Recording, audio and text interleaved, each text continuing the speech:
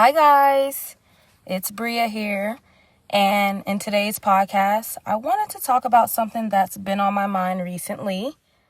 I'm sure for anyone who follows me on any platform, you know that I am all about alternative lifestyles, alternative living.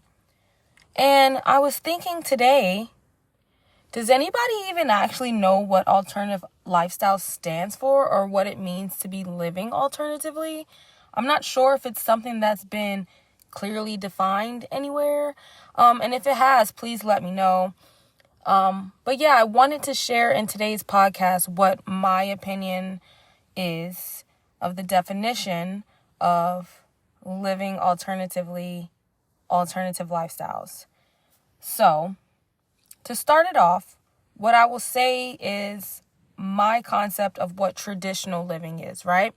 So, I can speak at least for my country of United States, even though it is like this in a lot of other places that you visit. I would argue it's like this in majority of the places around the world. But most people tend to live in long-term rental situations or tend to have a home mortgage. If not, it could be possibly renting to own situations like with condos or townhouses.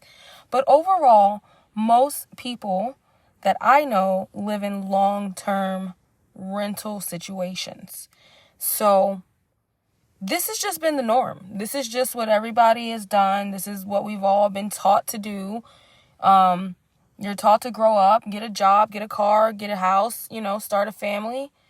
And I feel like not many people have really questioned that norm. And if they have questioned the norm, typically society tends to treat them as outcasts. So, a perfect example would be the way that I live. I currently live in my vehicle. I have a full-time job as well as part-time means to make money. I in no means want anyone to feel sorry for me or feel bad for me. My lifestyle is definitely a choice that I made. It was not something that I was forced into doing based off of circumstances. So when I think about living alternatively, I would definitely consider my lifestyle in that category because it doesn't really align with the traditional ideas of how we are supposed to live as human beings, especially in my country. So on the journey of living alternatively, moving into my car, what really got me here was seeing people living van life. And I know for a lot of other car dwellers or nomads or just alternative lifestyle people in general, they probably at some point started with binge watching videos on YouTube of van lifers, right? So that's an alternative method of living that has been going on since the beginning of time, along with tent life, which is something that I tried out. I have a video on my YouTube about that where I lived in a tent for the summer. I've experienced sleeping on a boat that was renovated, had a kitchen, bedroom, everything to make you feel at home. I've slept at campsites. I've glamped. I've experienced a lot of different alternative lifestyles. So, as I was saying before, this podcast is really just discussing what does it mean to live alternatively. And I think that definition is very broad, as in living outside of the traditional means.